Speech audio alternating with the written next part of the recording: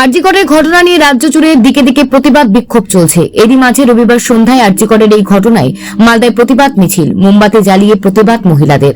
মালদা শহরে post office মোড়ে প্রতিবাদ সভায় বিভিন্ন সংস্থা এদিন এই মিছিলে যোগ দেন।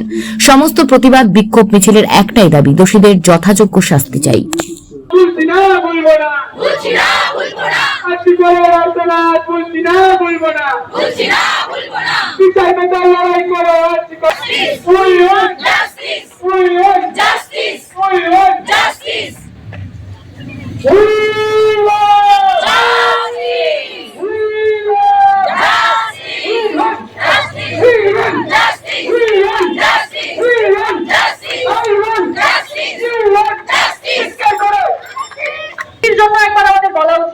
তাই তো একবার সৃষ্টির জন্য আমরা জাস্টিসটা চেয়ে নিই, জানি না কবে পাবো।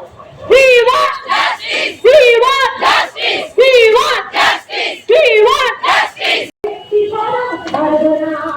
আমরা ভাদরি মানবতার কাছে শুনব না, দুর্দান্ত ছেলে তবু শত্রু এলে অস্ত্র হাতে ধরতে যাইব না।